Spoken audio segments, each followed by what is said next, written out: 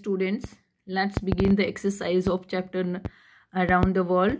And first heading is reading. Reading is fun. And question one is, which tribe of Red Indians attacked the travelers? कि किस red Indians की किस tribe ने travellers के ऊपर attack किया था? ठीक है, तो आंसर है द सियोक्स ट्राइब थी of red Indians attack the travellers. ठीक है, ट्रैवलर्स के ऊपर जो सियोक्स ट्राइब थी रेड इंडियंस की, उसने अटैक किया था। Which was the highest point of the journey का, यात्रा का सबसे ऊंचा पॉइंट कौन सा था? The highest point of their journey was 7524 feet. ये इतना ऊंचा जो जगह थी, पॉइंट था, वो जर्नी का सबसे ऊंचा पॉइंट था। ठीक है, माउंटेन के ऊपर, अबाउट द सी लेवल से इतना ऊंचा। ठीक है, कितना ऊंचा? 7524। फिर से आंसर चेक देखिए। The highest point of their journey was 7524 feet about the sea level से इतना ऊंचा। Why did the train stop the first time? कि जो ट्रेन थी वो फर्स्ट टाइम रुकी क्यों थी? The train stop the first time because a herd of buffaloes began to cross the railway track. A herd of buffaloes मतलब कि एक झुंड भैंसों का उसने शुरू कर दिया था रेलवे ट्रैक को क्रॉस करना। ठीक है, तो इसलिए रुकी थी ट्रेन पहली बार। How many days would it take for the train to reach New York? कि कितने दिन लगे ट्रेन को न्यूयॉर्क पहुंचने में? ठीक है, how many days would it take for the train to reach New York? ट्रेन को न्यूयॉर्क पहुंचने में कितने दिन लगे? द ट्रेन वुड टेक, या लगेंगे, क्योंकि वुड है ना तो लगेंगे, पास्ट में पूछ रहे हैं, लगेंगे। The train would take 7 days to reach New York. की जो ट्रेन है वो 7 दिन लेगी न्यूयॉर्क तक पहुंचने में। ठीक है, 7 दिन लगेंगे। नेक्स्ट क्वेश्चन है, tick the correct answer. Question 1 है इसके अंदर, टिक द करेक्ट के अंदर, the first time the train stopped was because, पहली बार जो ट्रेन थी वो रुकी थी बिकॉज, क्योंकि सम रोबर्स स्टॉप द ट्रेन, नहीं, लुटेरों ने ट्रेन को रोक लिया था, नहीं, कुछ लुटेरों ने ट्रेन को रोक लिया था, ये है इसकी हिंदी। दूसरा है heard of buffaloes was passing, एक झुंड था जो बफेलो का वहां से पास कर रहा था, बिल्कुल यही आंसर है। द ट्रैक्स वर ब्रोकन, जो ट्रैक्स थे वो टूटे हुए थे, नहीं, सेकंड है ये फर्स्ट का, कि एक झुंड आ गया था बफेलोज का। ठीक है, नेक्स्ट है the bridge fail with A crash into the river, जो पुल था वो एक क्रैश के साथ टूट कर गिर गया रिवर में। कब? आफ्टर द ट्रेन है पास थ्रू, यस, जब ट्रेन पास हो चुकी थी। The train was still on the bridge, जब ब्रिज पे थी train. Before the train passed over the bridge, train ने ब्रिज से पास करना शुरू नहीं किया था, नहीं, जब पास कर गई थी तब वो गिरा था, है ना। मेडिसिन रिवर का जो था bridge, Medicine Bow river bridge था वो। ठीक है, उसके बाद देखिए नेक्स्ट क्वेश्चन है, match the following words with their meanings, you can take the help of a dictionary. Halted का मीनिंग होगा स्टॉप्ड। ठीक है, तो ये मैच कर लीजिए हाल्टेड को स्टॉप के साथ। उसके बाद पैसेंजर्स कौन होते हैं? People travelling in buses, train etcetera. ठीक है, उसके बाद है डिफेंडेड का प्रोटेक्टेड फ्रॉम अटैक, डिफेंड किया, ये होगा इसका। डिफेंडेड का प्रोटेक्टेड फ्रॉम अटैक से बचाने वाला। ठीक है, डिफेंड करने वाला, रक्षा करने वाला। शडर्ड, ट्रैम्बल्ड और शुक वायलेंटली, बहुत तेजी से हिलना। ठीक है, कांपना, ट्रैम्बल्ड का मतलब कांपना होता है, इतनी तेजी से कांपना, बहुत तेजी से कांपना, जैसे ट्रेन कांप रही थी ना जब वो उसको ब्रिज को क्रॉस कर रही थी। तो सेवरल ओकेजन्स, मैनी टाइम्स, ये है। Interruption, break the continuity of, बाधा डाल देना। एंटायरली, कंप्लीटली होगा इसका। वैसे अगर आप मैच करें तो नंबरिंग डालने तो ज़्यादा बेटर है, क्योंकि नंबरिंग डालने से जैसे ABCDEF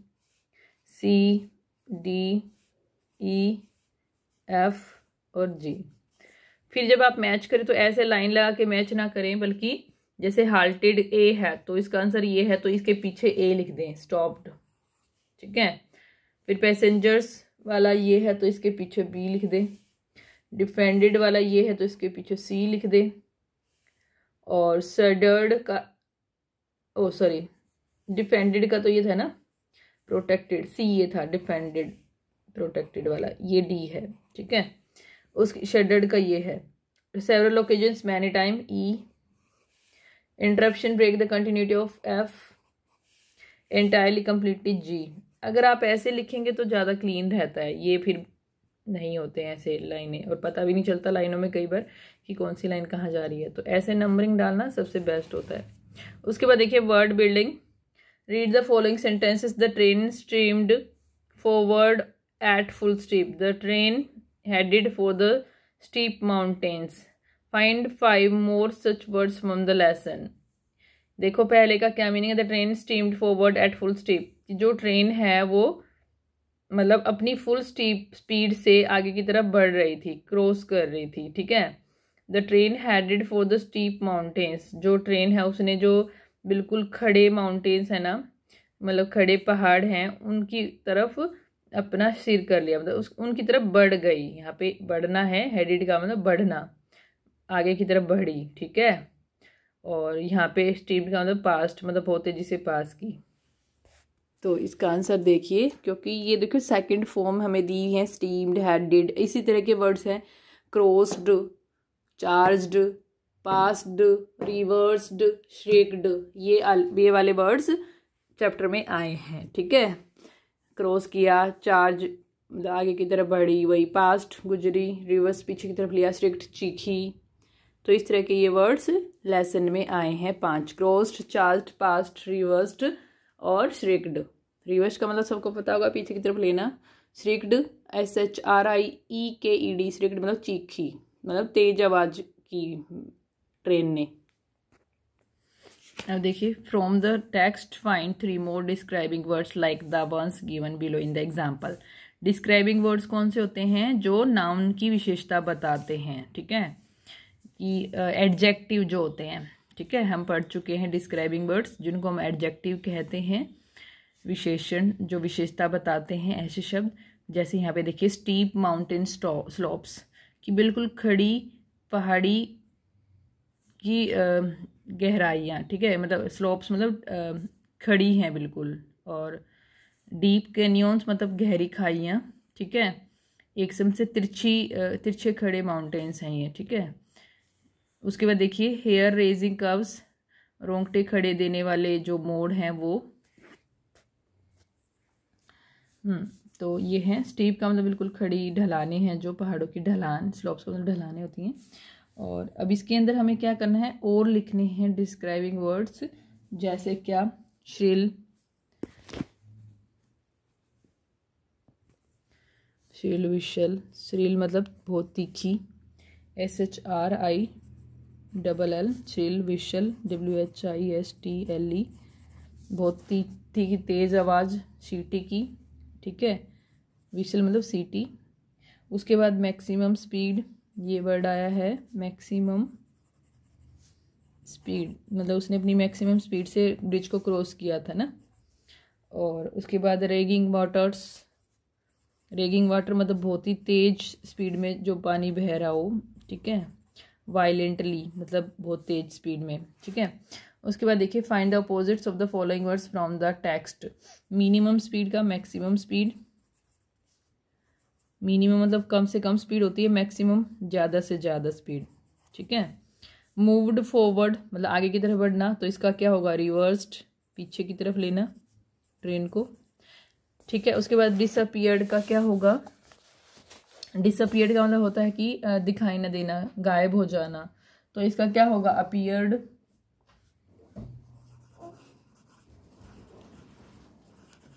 उसके बाद क्लोज्ड का ओपन, लोएस्ट का हाईएस्ट, ठीक है, ओके। अब देखिए, अच्छा इसमें क्लोज्ड का ओपन होना चाहिए, हाँ, क्योंकि ईडी लगा हुआ है तो इसमें भी ईडी लगाया, क्लोज का ओपन होगा और क्लोज्ड का opened. In the lesson you will find many words that describe sound like whistling, roaring, breaking, crashing, raging. Can you list the things these sounds are related to. अब देखो, हमने सुना है कि जो पढ़ा था लेसन में कि जैसे विस्लिंग, जो विशल है वो क्या है, किसकी साउंड है, सीटी की आवाज़ है, मतलब ट्रेन की जो सीटी है उसकी आवाज़ है। ठीक है, अब ये किस और चीज़ से भी रिलेटेड हो सकती है, कौन सी चीज़ों से रिलेटेड हो सकती है, ये हमें बताना है। विस्लिंग, विंड, जो हवा होती है वो जब चलती है तो साएं साएं करती है, मतलब बहुत तेज जब हवा चलती है तो भी विस्लिंग की आवाज़ आती है। पुलिसमैन, घंटी, मतलब वो सीटी बजाता है, ठीक है, तो पुलिसमैन के साथ रिलेटेड है। उसके बाद रोरिंग, रोरिंग कौन करता है, लॉयन। और गन की जो आवाज़ है ना उसको भी हम बोलते हैं रोरिंग, ठीक है, कि मतलब इतनी तेज चली कि जैसे लायन दहाड़ता है ऐसे गन की आवाज़ आई। ब्रेकिंग, ब्रेक कौन लगाता है, कौन कौन से व्हीकल्स में ब्रेक लगाए जाते हैं, कार, ट्रक, ठीक है। उसके बाद क्रैशिंग, क्रैशिंग, क्रैश क्या हो जाता है, एरोप्लेन, सॉरी एरोप्लेन, AEROPLANE। उसके बाद रेगिंग, मतलब बहता हुआ पानी बहुत तेज़ी से स्पीड में, वाटर अभी आया था इसमें लेसन में, वाटर्स। स्टॉर्म, तूफान, मतलब बहुत तेज से आता हुआ तूफान, तो रेगिंग मतलब बहुत वायलेंटली जो चलती हैं वाटर और स्टॉर्म, उसको हम रेगिंग, वाटर और रेगिंग स्टॉर्म लगाते हैं उसके इसमें, मतलब बहुत तेज़ी से जो आए। अब देखिए लेट्स टॉक, आओ चले बात करें। See the picture of the people climbing on the train, we notice that most of the time we do not wait for the other people to get off the train before boarding it, causing inconvenience to others. ये कह रहा है कि इस picture को देखो, लोग चढ़ रहे हैं ट्रेन में और हम ये नोटिस करते हैं कि ज़्यादातर, जब मोस्ट ऑफ द टाइम, ज़्यादातर समय, we do not wait for the other, कि हम दूसरों का वेट नहीं करते जब वो दूसरे उतर रहे होते हैं, ठीक है, और हम चढ़ जाते हैं, ठीक है। To get off the train मतलब नीचे उतरने, जो लोग हैं उनको नीचे उतरने का इंतजार नहीं करते बिफोर बोर्डिंग, मतलब उस पर चढ़ने से पहले, मतलब उस पर ट्रेन पे चढ़ने से पहले हम ये नहीं देखते कि दूसरे उतर रहे हैं उनको उतरने दें, हम पहले चढ़ना शुरू कर देते हैं ज़्यादातर लोग। तो इससे दूसरों को असुविधा होती है, ठीक है, परेशानी होती है। जैसे यहाँ पे देखो एक बंदा है, उसका सामान गिर गया है सारा, क्योंकि उतरने नहीं दिया गया उसको बेचारे को, ठीक है। अब discuss with your partner the manner in which you conduct your self while interacting with others. अब आपको डिस्कस करना अपने पार्टनर के साथ कि किस मैनर में आप दूसरों के साथ इंटरेक्ट करते हो, ठीक है, कैसे उनके साथ मतलब व्यवहार करते हो। तो ये आपको खुद से लिखना है, ये एक क्रिएटिव एक्टिविटी है, ट्राई टू राइट इट। उसके बाद देखिए रीडिंग ए मैप, ठीक है, यहाँ पे देखिए ब्लैक बोर्ड दिखाया हुआ है, ठीक है। इसके बाद डोर, विंडो, ठीक है, इधर भी विंडो है, और इधर देखिए क्या बुलेटिन बोर्ड है, म्यूजियम टेबल है, ठीक है। बुलेटिन बोर्ड क्या होता है, जिसमें हम एक ऐसा बोर्ड लगा देते हैं जिसमें हम कुछ भी न्यूज़ हो या फिर कोई जैसे कुछ एक्टिविटी होने वाली है उस दिन, ठीक है, और या फिर कुछ एक्टिविटी हम करने वाले हैं नेक्स्ट डे, तो वो हम लगाते हैं, ठीक है। उसके बाद म्यूजियम टेबल, एक ऐसी टेबल जिसपे हम सामान रखते हैं कि क्लास को दिखाने के लिए, कोई भी एक्टिविटी परफॉर्म करनी हो या कुछ भी वहाँ पे साइंस से रिलेटेड करना हो या फिर कोई भी मतलब दिखाना हो, चार्ट वगैरह, तो वो यहाँ पे रखे जाते हैं। उसके बाद इधर चेयर होती है और उधर टीचर की टेबल होती है, मतलब इधर चेयर पे टीचर्स बैठती है और टीचर बैठती हैं और टेबल होती है उसके सामने। इधर बच्चे बैठे होते हैं, देखिए 3 रो हैं स्टूडेंट्स की, और इसमें ये लेफ्ट ये राइट दिखाया हुआ है, ठीक है। ये फ्रंट रो है, फ्रंट रो में कम हैं बच्चे, आई थिंक 5 हैं, और मिडल रो में 6 हैं, और बैक रो में भी 6 हैं। और कितनी रो हैं, ये एक मतलब 2 रो ये फ्रंट में हैं, 2 ही रो मिडल में और 2 रो बैक में हैं, ठीक है। अब देखिए क्या क्वेश्चन पूछता है, look at the view of the classroom from above, ऊपर से क्लासरूम का व्यू देखो। Now answer the following, you can use words like front, back, left and right. How many doors and windows are there in the classroom, कितनी doors और windows हैं, हमने देखा ही था, 1 डोर है और विंडोज 3 हैं, 1 लेफ्ट में है और 2 राइट में विंडो हैं। तो आंसर क्या लिखेंगे, there are 2 windows on the right side and 1 window and 1 door on the left side, ठीक है। तो सुन के लिख सकते हैं, नहीं चलिए मैं लिख देती हूँ एक बार। Where is the black board, एक बार डिस्कस कर लेते हैं पहले। ब्लैक बोर्ड कहाँ पे है, जो ब्लैक बोर्ड है देखो यहाँ पे है लेफ्ट साइड में और फ्रंट में है। The black board is in front of the classroom on the left side, ठीक है। नेक्स्ट क्वेश्चन देखो, how many rows of desk are there in the middle and back rows, कितनी है middle में और बैक में ये बताना है। There are 2 rows of desk in the middle and 2 in the back rows, ठीक है। तो ये आंसर हो जाएगा। चलिए इनको लिख लेते हैं। आंसर मैं लिख देती हूँ 1 2 3 करके, आप क्वेश्चन भी लिखेंगे और आंसर भी लिखेंगे। मैं 1 का आंसर लिख रही हूँ पहले, how many doors and windows are there in the classroom. Question को यहाँ से देख के लिखिए, आंसर मैं अभी ब्लैक बोर्ड पे लिख देती हूँ। तो देखिए पहला आंसर क्या है, there are 2 windows on the right side and 1 window and 1 door on the left side, ठीक है, लेफ्ट साइड में। अब दूसरा क्वेश्चन था कि क्या था क्वेश्चन कि how where is the black board. The black board is in the front of the classroom, room लिख दिया, ये RM आएगा, classroom on the left side, ठीक है। उसके बाद क्वेश्चन था कि कितनी मिडल वाली में रो है और कितनी मिडल में है और कितनी बैक में है। तो there are 2 rows of the desks in the middle and the 2 rows in the back, ठीक है। 2 rows मिडल में है, there are 2 rows of the desks in the middle and 2 rows in the back. उसके बाद देखिए क्या है, एक और पिक्चर है, इस पिक्चर के बेस पे हमें आंसर करने हैं। क्लासरूम दिखाया हुआ है, ये क्लासरूम है, फिर नीम ट्रीज लिखा हुआ है, प्लेग्राउंड है, इधर गुलमोहर ट्री है, इधर मैरीगोल्ड के ट्री मतलब पौधे हैं, ठीक है। उसके बाद देखो इधर क्या है, मैंगो ट्री, और ये एंट्रेंस का रास्ता है, एंट्रेंस वे, और इधर कोकोनट भी हैं और गार्डन रोज बुशेस हैं। तो ये पिक्चर दिखाई हुई है, इसके बेस पे क्वेश्चन पूछे हैं।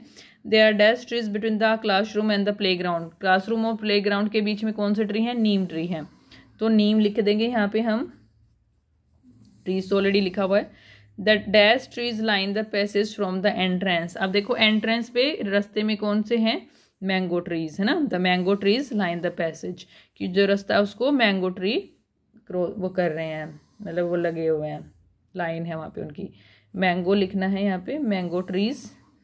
उसके बाद देखिए many dash trees are along the side of the playground. Playground के साइड में कौन से ट्री हैं, बहुत सारे गुलमोहर ट्री हैं, है ना, बहुत सारे, देखो मतलब और ट्रीज के कंपैरिजन में तो ज़्यादा ही हैं, ठीक है, ठीक है। तो क्या लिखेंगे, गुलमोहर ट्रीज आएगा यहाँ पे, तो यहाँ जगह नहीं है, मैं नीचे लिख देती हूँ गुलमोहर, GULMOHAR, बुक में से स्पेलिंग देख ले लें अगर पता नहीं चले तो, दिखी हुई है वहाँ पे, gulmohar trees are along the side of the playground. Playground के साइड में गुलमोहर ट्रीज हैं बहुत सारे, ठीक है। अब आ जाओ नेक्स्ट क्वेश्चन पे। ये भी एक पिक्चर है, मैप है, मैप की हेल्प से हमें बहुत सारे बेनिफिट होते हैं, मतलब मैप की हेल्प से हम पता लगा सकते हैं कि क्या हो, कहाँ है किसी का घर, ठीक है। हम आजकल यूज़ करते हैं गूगल में, गूगल मैप, ठीक है। अब देखो यहाँ पे क्या देखा, एज ए का घर दे रखा है यहाँ पे, एज ए हाउस। उसके बाद देखिए यहाँ पे क्या दे रखा है, Kasturba Gandhi Marg, India Gate, picnic area, Boat Club, school, और ये स्कूल है अजय का। रिंग रोड दे रखा है, अशोका रोड, और ग्रैंड मदर्स हाउस दे रखा है, ठीक है। अब क्या कह रहा है देखिए, use the above map to answer the questions. What does the dotted line on the map show. जो डॉटेड लाइन है, देखिए डॉटेड लाइन तो एक ही है ना, क्या दिखा रही है ये बताना है, एक ही डॉटेड लाइन है, और तो सारी कोई डॉटेड लाइन नहीं है, येलो सॉरी रेड और ब्लैक लाइंस दी हुई हैं वैसे रोड के लिए। और तो अब देखिए जो डॉटेड लाइन है वो क्या दिखा रही है, the dotted line on the map shows route from Ajay's house to the school. ये रूट है अजय के घर से स्कूल तक का, तो हम क्या कहेंगे, route from Ajay's house to the school, to his school, ठीक है, route from Ajay's house to his school. उसके बाद देखिए वट रोड वुड, चलिए लिख देती हूँ मैं, तो आंसर क्या होगा, देखिए रूट, पहले का आंसर है ये, रूट फ्रॉम अजयज लिख के apostrophe s, Ajay's house to his school, ठीक है। तो route from Ajay's house to his school, ये है इसका आंसर, पहले क्वेश्चन का रूट है ये अजय के घर से उसके स्कूल तक का। Next question, what road would Ajay take to get to the boat club, boat club पे जाने के लिए अजय कौन सा रूट लेगा, कस्तूरबा गांधी रोड लेगा, कस्तूरबा गांधी मार्ग।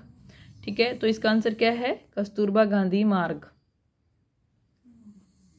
कॉपी पे लिखना है ये, कस्तूरबा, पिक्चर बनाने की जरूरत नहीं है, वैसे लिख सकते हैं कस्तूरबा गांधी मार्ग। ठीक है, उसके बाद देखिए but building is next to the picnic area, picnic area के पास कौन सी बिल्डिंग है, देखिए इंडिया गेट है ना, इंडिया गेट। तो हम क्या लिखेंगे इसमें, इंडिया गेट, इंडिया गेट। उसके बाद देखिए इंडिया गेट के बाद, ओके जी भी बड़ा लिख देते हैं क्योंकि ये मेन चीज़ है। But road passes by Ajay's house, ठीक है, कौन सा रोड अजय के घर के पास से जाता है, रिंग रोड। देखिए रिंग रोड उसके घर के पास से जा रहा है, देखिए ये रिंग रोड जा रहा है। ठीक है, तो हम क्या लिखेंगे, रिंग रोड। ठीक है, रिंग रोड है इसका आंसर। उसके बाद देखिए what other ways could Ajay use to get from his house to his grandmother's house. अब कौन कौन से तरीके वो मतलब कौन कौन से रास्ते से जा सकता है अपने घर से ग्रैंड मदर के घर तक। ठीक है, तो देखिए अब ये क्या कहता है, नाउ राइट, ओके पहले ये कर लेते हैं कि कौन कौन से रास्ते से वो जा सकता है।